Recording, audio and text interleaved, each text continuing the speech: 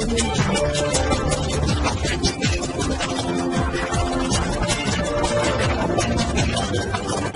भारत, केवल खबरें और कुछ नहीं। नमस्कार, मैं हूँ अंजलि। आरती भारत में आपका स्वागत करती हूँ। तो चलिए चलते हैं आज की किसी मुख्य खबर की ओर। झारखंड राज्य के गुमला बीते दिनों हुए नरसंहार मामले में पुलिस ने कामदारा थाना क्षेत्र के करुहातू आमटोली में हुए नरसंहार मामले में गुमला पुलिस ने नरसंहार में शामिल 8 आरोपियों को गिरफ्तार किया है। इस हत्याकांड में आरोपियों द्वारा एक ही परिवार के 5 लोगों की निर्मम हत्या कर दी गई थी। बताया जाता है बुरुहातू आमटोली गांव में विगत कुछ महीनों से कुछ लोगों की मृत्यु हो जाने और बीमार पड़ने से उक्त गांव के लोगों के मन में धारणा बन गई थी कि मृतक निकोदिन टोपनो उसकी पत्नी जोसेफिना टोपनो द्वारा जादू टोना करने के कारण गांव में इस प्रकार की घटना घट रही है। इसी बात को लेकर उस गांव के 70-80 महिला पुरुष द्वारा गांव में बैठक कर दोनों को समाप्त कर देने का निर्णय लिया गया।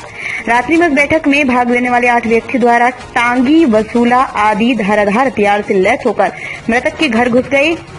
निकोदिन टोपनो उसकी पत्नी जोसेफिना टोपनो की हत्या कर दी।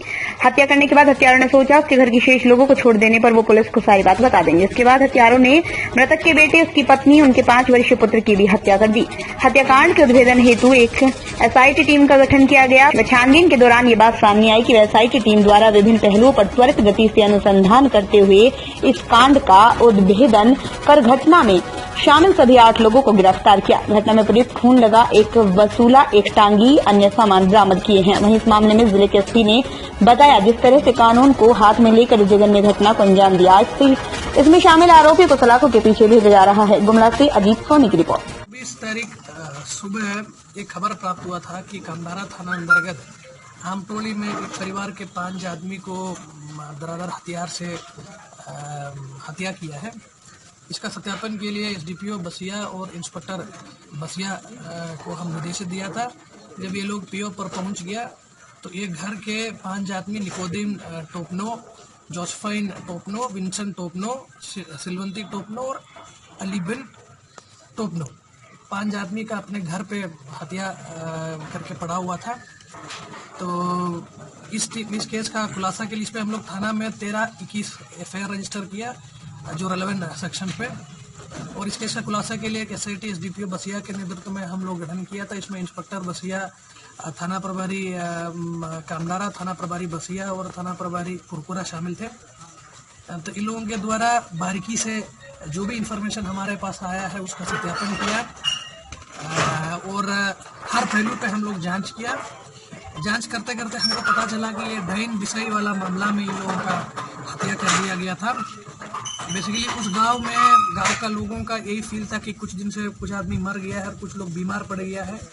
तो अंधविश्वास के कारण ये लोग सोचा कि ये निकोदिन टोपनो और जोसेफाइन टोपनो के द्वारा ओजागुनी या डैन वाला काम करके लोगों को परेशान कर रहा है। इसी को लेकर के 23 तारीख सुबह ये लोग गाँव में एक बैठक भी किया था गाँव का लोगों को बुला के, और उसके बाद शाम में उस बैठक में शामिल हुए 8 आदमी एक जगह इकट्ठा होता है और डिसीजन लेता है कि हमको इसको मारना है, ये लोग हमारा गांव को अपवित्र कर रहा है, इसी के कारण हमारा गांव में दिक्कत हो रहा है। तो ये लोग रात में दारू पीने के बाद उन लोगों के घर पे पहुंच गया और निकोदिन टोपनो और जोसेफाइन टोपनो का हत्या कर देता है।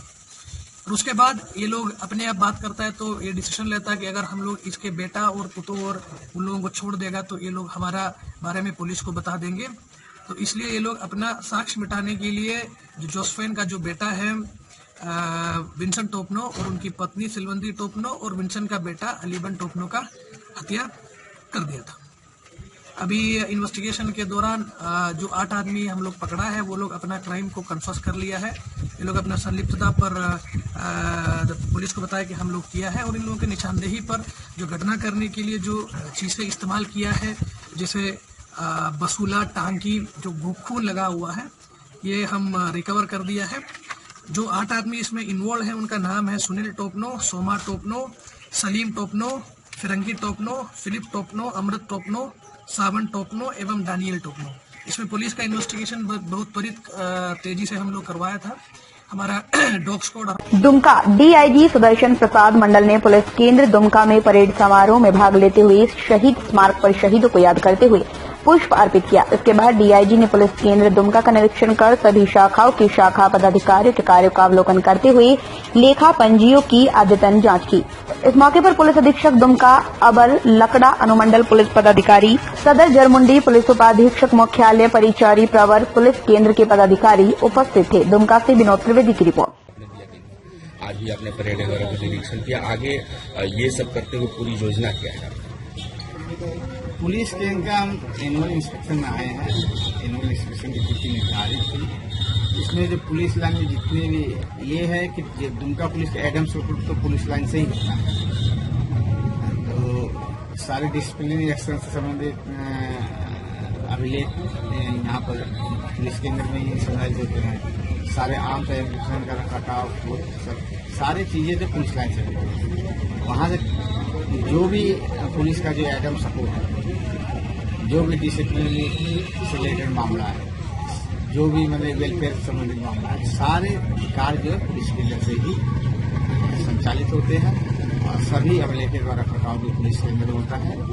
इन चीजों को निरीक्षण के क्रम में अवलोकन किया जाएगा, क्या क्या मतलब कि कार्य हो रहे हैं, क्या क्या होना चाहिए, क्या क्या खामियां होंगी, उन्हें कैसे दूर किया जा सके, इन चारों चीजों को निरीक्षण करना पड़ता है। निरसा श्री श्याम सेवा मंडल निरसा द्वारा भव्य निशान यात्रा एवं विशाल संकीर्तन महोत्सव का आयोजन किया गया। कार्यक्रम की शुरुआत गुरुवार की देर शाम भजन संध्या के साथ हुई। शुक्रवार की सुबह सैकड़ों की संख्या में भक्त निशान शोभा यात्रा के लिए निकल पड़े। यात्रा निरसा से दादी मंदिर न्यामतपुर तक जाएगी। निशान यात्रा में उपस्थित सैकड़ों की संख्या में भक्त हाथों में ध्वजा लिए हुए दादी मंदिर न्यामतपुर के लिए निकल पड़े। यात्रा में सभी की उमंग देखने लायक थी। एक वाहन में भगवान श्याम की तस्वीर को फूलमालाओं से सजाकर भक्ति गीत गाते हुए उनकी अगुवाई में सैकड़ों श्रद्धालु चल रहे थे। रंग बिरंगी ध्वजा के साथ निकला निशान यात्रा और श्याम गीत के साथ पूरे क्षेत्र को भक्तिमय कर दिया। भक्तों ने बताया श्री श्याम महोत्सव का आयोजन किया गया है, जिसमें सैकड़ों श्रद्धालु निरसा से पैदल न्यामतपुर दादी मंदिर पहुंचेंगे। निरसा से निकली श्याम यात्रा को जगह जगह पर श्रद्धालुओं ने स्वागत करते हुए भक्तों के लिए विभिन्न प्रकार की सेवा का भी आयोजन किया। निरसा से ब्यूरो रिपोर्ट। भगवान है श्री श्याम जी, उनका निशान शोभा यात्रा हम लोग निकाल रहे हैं निरसा से न्यामतपुर पैदल। इनका मुख्य धाम राजस्थान के खाटू नगर में है, इनको हम खाटू नरेश के नाम से भी जानते हैं। अब यहाँ से आप कहाँ जाएंगे और कब तक लौटेंगे स्कूल? हम लोग यहाँ से न्यामतपुर तक पैदल जाएंगे। यहाँ से मुगमा, कुमाडुबी, चुरकुंडा, बराकर, उनके न्यामतपुर श्याम बाबा के दरबार में जाकर के हम लोग उनको ये निशान अर्पण करेंगे। उसके बाद हम लोग वहाँ से भंडारा लेकर के अपना वापस आएंगे। आपका शुभ नाम? विक्की गोयल। छपरा आत्मविश्वास आत्मसम्मान के साथ सभी समर्थ बने, जो सभी के लिए आवश्यक है, जिसमें फ्री बीइंग मी कार्यकाल मील का पत्थर साबित होगा। उक्त बातें अपर समाहर्ता डॉक्टर गगन निभाग स्काउट गाइड सारण द्वारा आयोजित यूनिट स्तरीय प्रशिक्षण कार्यक्रम का उद्घाटन करते हुए कही। उन्होंने कहा, भारत स्काउट और गाइड छात्रों युवाओं को सुंदर व आत्मसम्मान से लबरेज बनाने का काम कर रहा है, साथ ही उन्हें देश के प्रति एक जिम्मेदार व कर्तव्यनिष्ठ नागरिक बना रहा है। उन्होंने कहा, आत्मसम्मान आत्मविश्वास से परिपूर्ण व्यक्ति न केवल अपने परिवार और समाज के लिए जरूरी है, बल्कि देश के लिए भी आवश्यक है। वहीं उद्घाटन समारोह में जिला शिक्षा पदाधिकारी अजय सिंह ने कहा, फ्री बीइंग मी स्वयं को एक मिसाल बनने की आजादी है। इस कार्यक्रम में स्काउट गाइड छात्रों के अंदर शारीरिक आत्मविश्वास आत्मसम्मान के माध्यम से समर्थ बनना जाता है। जिला जनसंपर्क पदाधिकारी ज्ञानेश्वर प्रकाश ने कहा, इस शैक्षणिक वर्कशॉप में भाग लेने से बच्चों को उनका शारीरिक आत्मविश्वास, सुंदरता के विचारों से परिचय होगा। इन विचारों के साथ जब वे बड़े हो जाएंगे तब उनका जीवन पर अच्छा प्रभाव बना रहेगा। राष्ट्रीय मुख्यालय द्वारा प्रतिनियुक्त बिहार राज्य भारत स्काउट और गाइड की राज्य कोऑर्डिनेटर वैगस कोऑर्डिनेटर नीतू कुमारी ने कहा, फ्री बीइंग मी वर्कशॉप में छात्रों को सिखाता है खूबसूरत बनने का सिर्फ एक ही मार्ग नहीं, आपके भीतर जो आपका गुण है वो भी आपकी खूबसूरती है। इसके साथ ही साथ स्काउट गाइड छात्रों के अंदर जीवन जीने की कला का ज्ञान सिखाती है। इस कार्यक्रम में बताया जाता है, समाज सुंदरता की एक सीमित और अवास्तविक परिभाषा का निर्माण करता है। इसके सहयोगियों को इस परिभाषा की सत्यता को खोजने के लिए प्रोत्साहित किया जाता है, जिससे बच्चे समझ जाते हैं सुंदर दिखने का केवल एक ही तरीका नहीं हो सकता। इसी कारण वे इन काल्पनिक बातों को अस्वीकार कर सकते हैं। छपरा से मनोरंजन पाठक की रिपोर्ट।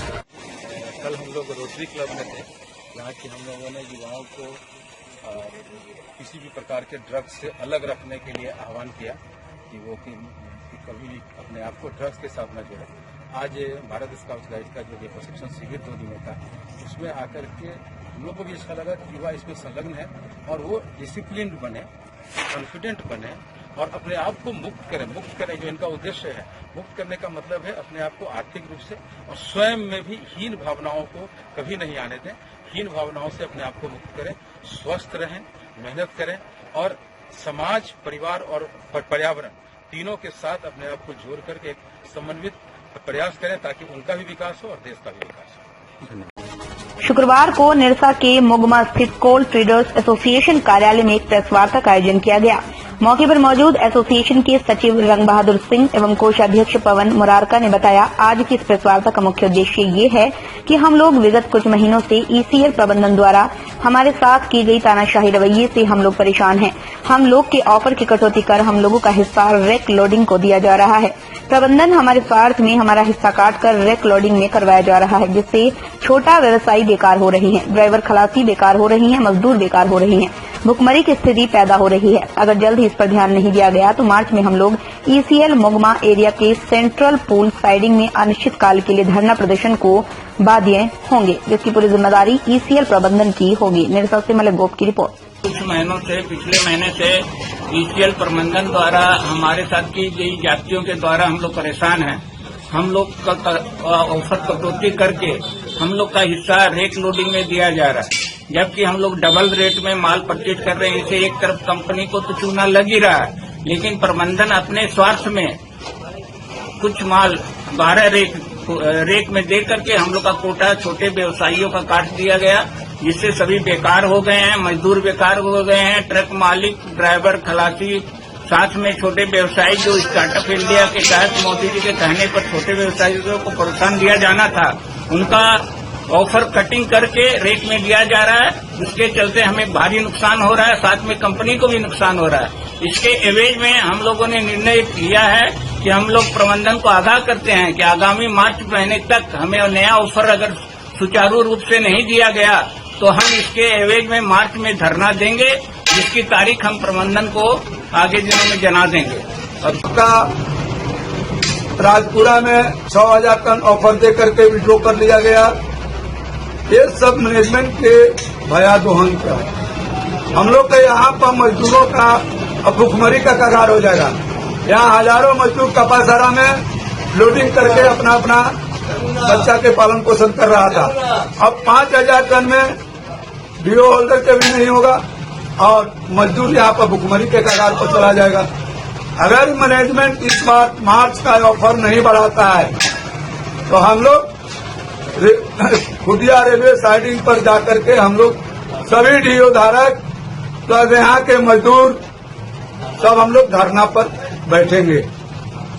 उपाध्यक्ष कोल ट्रेडर्स एसोसिएशन, मैं मैनेजमेंट को सूचित करना चाहता हूं कि अपनी गलत नीति से जो कंपनी को नुकसान हो रहा है और यहाँ के कोयला व्यवसायी लोग को भी नुकसान हो रहा है, उस पर मैं विशेष ध्यान दें। और अगर आपकी गलत नीति चलती रही तो हम लोग भी धरना प्रदर्शन के लिए तैयार हैं। हम लोग का कोल ट्रेडर्स की ओर से पूरा हम लोग धरना के लिए हम लोग तैयारी कर रहे हैं। बेगूसराय टाउन थाना की पुलिस ने बीते दिन पोखड़िया मोहल्ला से शराब तस्कर को गिरफ्तार करने के लिए गई थी, जिसमें पुलिस ने शराब के साथ शराब तस्कर को गिरफ्तार किया था। उसके बाद पुलिस के ऊपर उसके घर और मोहल्ला के कुछ लोगों ने हमला बोल दिया था, जिसमें कई पुलिसकर्मी चोटिल हुए थे। इस केस को लेकर नगर थाने की पुलिस ने पोखड़िया मोहल्ला से गुरुवार को बड़ी कार्रवाई करते हुए 22 की संख्या में महिला व पुरुषों को गिरफ्तार किया है, जिसमें सभी लोगों को जेल भेजने की तैयारी टाउन थाना की पुलिस द्वारा की जा रही है। जिले के हेडक्वार्टर डीएसपी निशित प्रिया ने सब बताया। बेगूसराय से मोहम्मद नबी आलम की रिपोर्ट। खड़िया क्षेत्रों में शराब के लिए छापेमारी की जा रही थी। इस संदर्भ में इसी क्रम में जो शराब में लिप्त लोग हैं, कुछ लोगों के द्वारा एक पोस्ट पर रोजेबाजी की गई। इसी संदर्भ में FIR 154 डेटेड 24/2 लॉन्च किया गया था। उसी में आज छापेमारी के दौरान 22 लोगों को गिरफ्तार किए गए। बताया जा रहा है कि महिला का कुछ कितनी महिलाएं क्या है? इसमें 9 महिलाएं और 13 पुरुष की गिरफ्तारी की। एक बात और भी सामने आ रही है। कोडरमा चंदवारा प्रखंड मुख्यालय स्थित सांस्कृतिक भवन में भाकपा अंचल कमेटी की बैठक त्रिलोकी महतो की अध्यक्षता में की गई। बैठक में अंचल मंत्री सच्चिदानंद पांडे ने विगत कार्यक्रमों का कार्य रिपोर्ट पेश किया, जो सर्वसम्मति से पास किया गया। वहीं बैठक को संबोधित करते हुए जिप सदस्य महादेव राम ने कहा, कोडरमा जिला में 7,634 लाभुकों का नाम प्रधानमंत्री आवास योजना की लिस्ट से काट दिया गया। इन लाभुकों को आवास अब नहीं मिलेगा। जिला प्रशासन से पार्टी मांग करती है उन सारे लाभुकों को आवास मुहैया कराया जाए जिनको 2011 के सर्वे में नाम था। चंदवारा प्रखंड से लगभग 1100 लाभुकों का प्रधानमंत्री आवास योजना से नाम काट दिया गया है। अब इन लाभुकों को आवास नहीं मिलेगा। मनरेगा के अंतर्गत क्रियान्वित बागवानियों में गड़बड़ी की गई है। सैकड़ों आम के पौधे मर गई। इस गड़बड़ी की जांच की आवश्यकता है। कोडरमा से इंद्रदेव कुमार राम की रिपोर्ट। भारतीय कम्युनिस्ट पार्टी अंचल परिषद चंदवारा की बैठक हुई, जिसमें लोगों ने तय किया कि चंदवारा प्रखंड में भ्रष्टाचार चरम सीमा पर है। मनरेगा में के तहत बन रहे डोभा में जेसीबी से कार्य किया जा रहा है। दाखिल खारिज के नाम पर मोटी रकम ली जा रही है। जमीन ऑनलाइन में मोटी रकम ली जा रही है। और आज देख रहे हैं कि पूरे देश में डीजल, पेट्रोल, रसोई गैस का दाम काफी बढ़ गया है। ये डीजल, पेट्रोल के दाम बढ़ने से महंगाई बढ़ेगी, किसान मजदूरों का कमर टूटेगा। और मोदी जी बोले थे कि सबका साथ सबका विनाश, लेकिन आज मोदी जी सबका साथ नहीं, सबका विनाश कर रहे हैं। इन तमाम सवालों को लेकर के हम लोग 16 मार्च को चंदवारा प्रखंड मुख्यालय में आक्रोशपूर्ण धरना प्रदर्शन करेंगे, जो उसके लिए गांव-गांव में जाकर के हम लोग तैयारी करेंगे और उस धरना प्रदर्शन को सफल बनाएंगे। कोडरमा जिले में प्रधानमंत्री आवास योजना के तहत जो सूची बनी थी, उस सूची से करीब 8,000 लोगों का नाम हटाया गया है, जिसको रिमांड रिपोर्ट के नाम से जाना जाता है। यानी लगभग 8,000 लोग प्रधानमंत्री आवास योजना से वंचित हो गए हैं। जिला प्रशासन और राज्य सरकार से मांग करती है पार्टी कि उन्हें आवास मुहैया कराया जाए। इस सवाल को लेकर के सभी प्रखंडों में कार्यक्रम किया जा रहा है और अप्रैल महीने में हम लोग इस सवाल को जिला में ले जाएंगे और इस सवाल को लेकर के गांव में जाएंगे। जिन लाभुकों का नाम कटा है उन्हें आवास देने के लिए निरंतर हम लोग संघर्ष करेंगे, पार्टी संघर्ष करेगी। और जमीन ऑनलाइन में गड़बड़ी हो रही है, दाखिल खारिज में गड़बड़ी हो रही है, मनरेगा के तहत जो काम हो रहे हैं, प्रवासी मजदूरों को मजदूरी नहीं मिल रही है, डोभा जो काम हो रहा है वो मशीनों से हो रहा है। इन सारे सवालों को लेकर के ब्लॉक में कार्यक्रम करेंगे, ब्लॉक का घेराव करेंगे और वीडियो से सवाल करेंगे कि क्यों इन लोगों का नाम काटा गया, क्यों इन लोगों का आवास क्यों नहीं मिल रहा है, क्यों डोभा जेसीबी से बनाया जा रहा है, दाखिल खारिज समय पर क्यों नहीं हो रहा है, सर्टिफिकेट समय पर क्यों नहीं बन रहा है। लोग परेशान हैं। इन सवालों को लेकर के ब्लॉक में कार्यक्रम किया। चंदन कियारी स्वर्गीय पार्वती चरण महतो हमेशा गरीब, मजदूर, किसान की सहायता के लिए तत्पर रहते थे।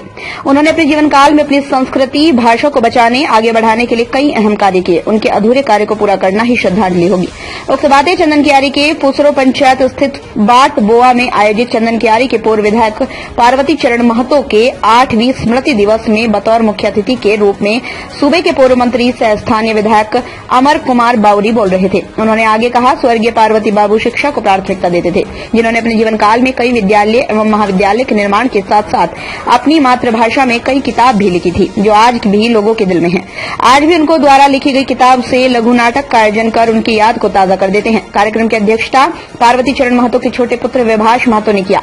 मौके पर जिप अध्यक्ष सुषमा देवी, विनोद गोराई, गोवर्धन सिंह, आनंद महतो, मंटूलाल महतो, अंशित बाउरी समेत अन्य उपस्थित रहे। इससे पूर्व पार्वती चरण महतो के आदमकद प्रतिमा पर माल्यार्पण कर श्रद्धा सुमन अर्पित किया। चंदन कियारी से व्योमकेश मिश्रा की रिपोर्ट।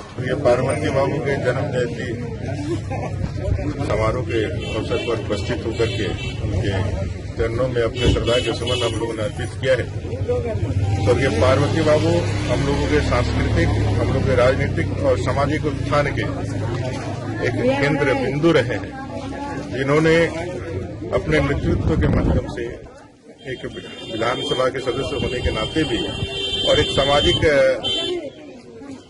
जगत के एक प्राणी होने के नाते भी उन्होंने अपनी महत्वपूर्ण भूमिका निभाई है। इसे सुदूरवर्ती क्षेत्र में जो गरीबी, अशिक्षा और सामाजिक रूप से पिछड़ा यह क्षेत्र था, उसके अंदर विश्वास जगा करके, आत्मबल को स्थापित करके उन्होंने एक रास्ता, मैं कह सकता हूँ मार्ग प्रशस्त किया, जिसके आधार पर आज यह पूरा क्षेत्र विकास के गति पर आगे अग्रसर है।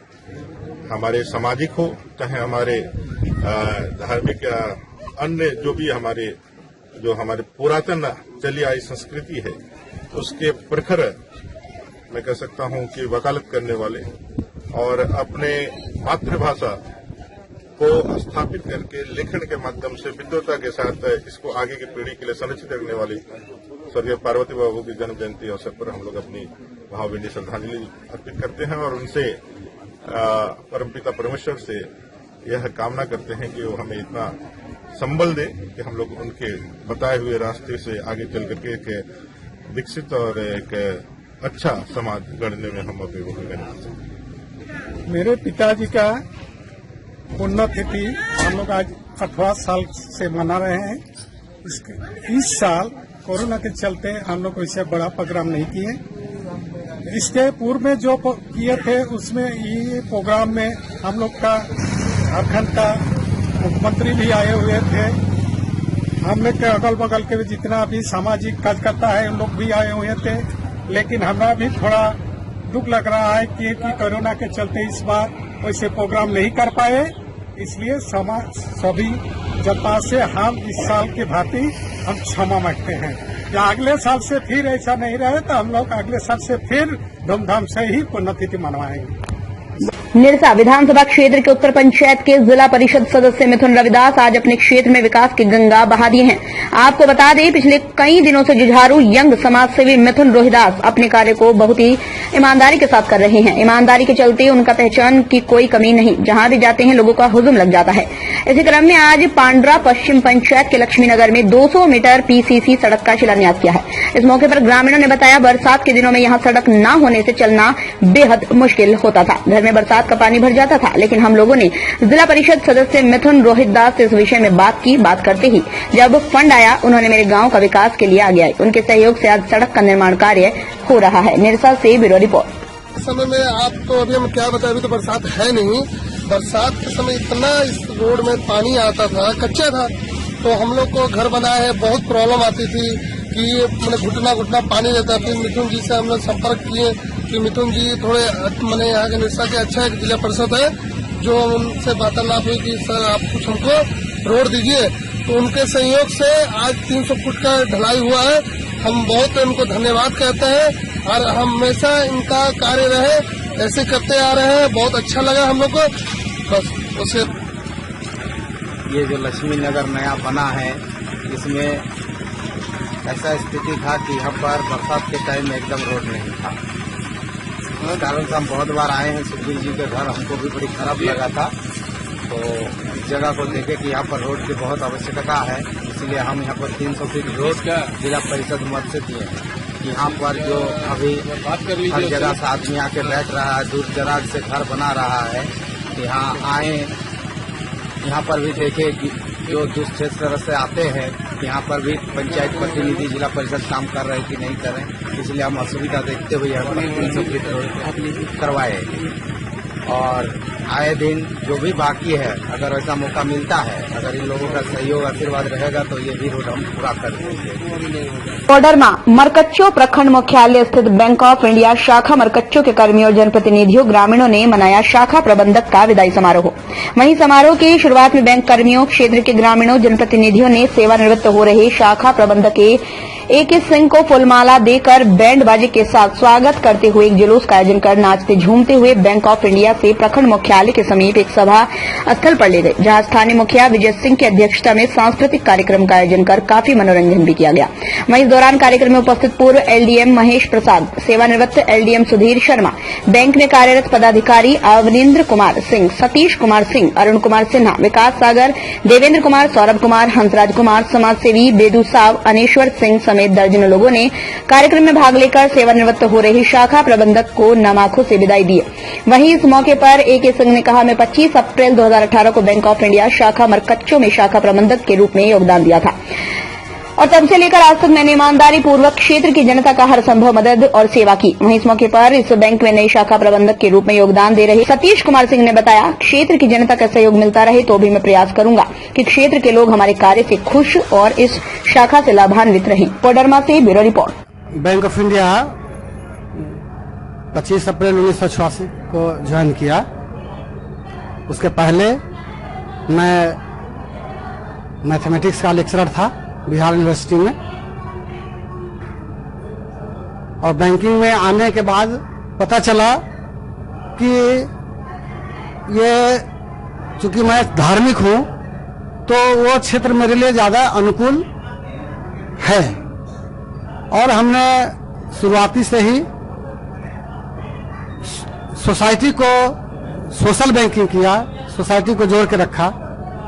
और कोई भी जो मेरा ऋणी रहा, जब से मैं मैनेजर हूं लगभग 20 साल से, तो कोई भी जो मेरा कस्टमर है, ऋणी है, डिपोजिटर है, उससे मेरा पारिवारिक संबंध रहा।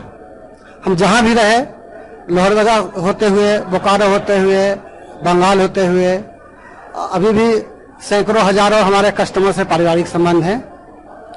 और बैंक ऑफ इंडिया इतनी अच्छी संस्था है कि ये हमेशा कस्टमर ओरिएंटेड है, और हमने उसी को अपने साथ लेते हुए कोशिश किया कि ज्यादा से ज्यादा लोगों को सुविधा दिया जाए, और हमने वही किया।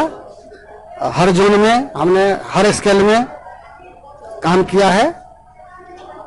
मेजरशिप के दौरान बहुत सारे अनुभव प्राप्त किए।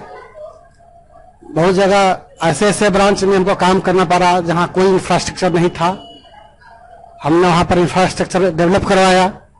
जैसे मेरे जीवन का बहुत बड़ा उपलब्धि एक शाखा है, बोकारो अंचल के भिंडरा शाखा में मेरा जब ट्रांसफर हुआ था 2001 में, तो वहां हमें नदी पार करके जाना पड़ता था।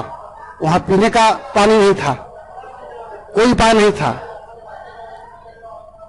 और हमको लगता है कि हिंदुस्तान का सबसे ट्रबलसम ब्रांच होगा जहां न खाने की सुविधा है, न पीने की सुविधा है, और वहां हजारों की बस्ती।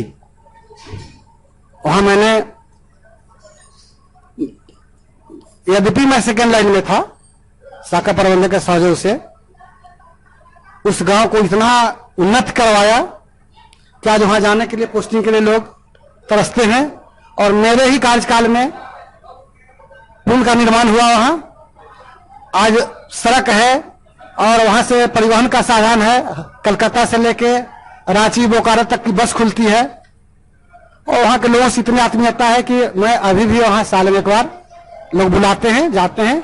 मेरे जीवन का वो बड़ा ही उपलब्धि वाला क्षण हुआ। यह संभव हुआ बैंक ऑफ इंडिया के चलते। दमदार निर्माण का भरोसा लाल स्टील TMT बार्स, हर निर्माण के लिए उपयोग। लाल स्टील TMT बार्स, रिश्ता मजबूती का।